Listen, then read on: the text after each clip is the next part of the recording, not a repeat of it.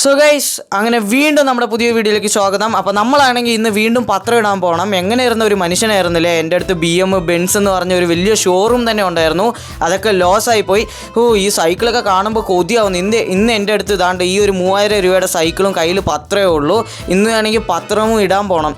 എന്ത് ചെയ്യാനാണ്? എൻ്റെ അടുത്തിരുന്ന കാറ്, ബൈക്ക്, നിന്നാ കാറ്, ഇരുന്നാ കാറ്, ഉറങ്ങിയ കാറെന്ന് പറഞ്ഞിരുന്നല്ലേ.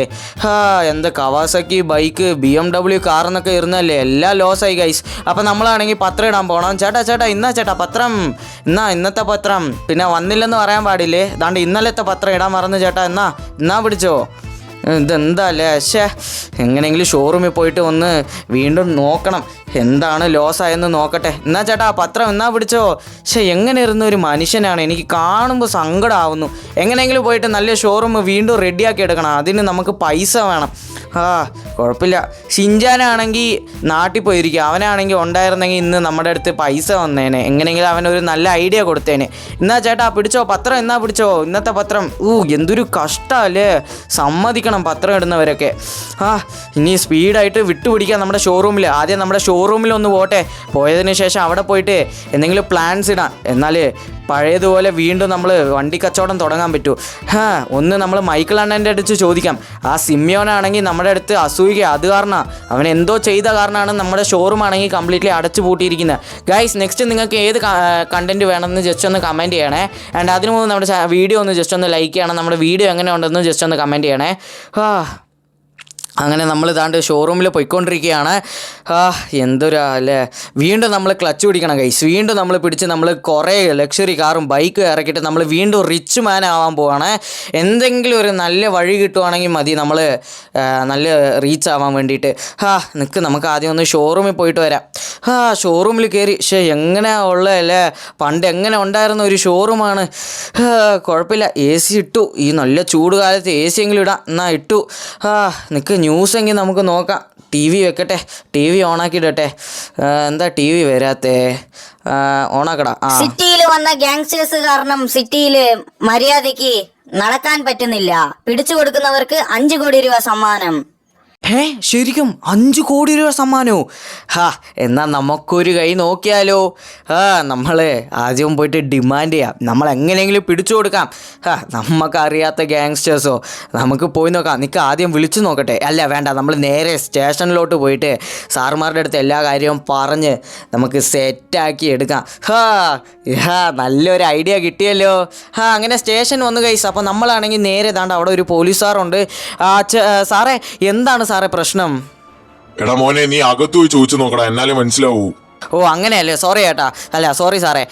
Okay guys. അപ്പോൾ നമ്മളാണെങ്കിൽ നല്ലൊരു കോൾ വന്നിട്ടുണ്ട്. അപ്പോൾ നമ്മൾ പോയിട്ട് ഡിമാൻഡ് ചെയ്യണം. എനിക്ക് ഇത്ര പൈസ വേണം, എന്നാലേ ഞാൻ ആ ഗാങ്സ്റ്റേഴ്സെ പിടിച്ചു കൊടുക്കുകയുള്ളൂ എന്ന് പറഞ്ഞിട്ട്. ഓക്കെ, നമ്മൾ ആദ്യം കയറാം. സാറേ ഞാൻ വന്നു. ഞാനാണ് നിങ്ങളെ വിളിച്ചത്. നിനക്ക് വന്നു. അയ്യോ സാറേ തോക്കെടുക്കല്. ഇത് ഞാനാ.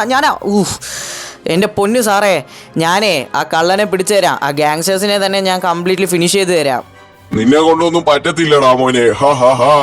ഞങ്ങൾ വേണമെങ്കിൽ ഞങ്ങളുടെ അടുത്തുള്ള തോക്കും കാര്യങ്ങളൊക്കെ തരാം.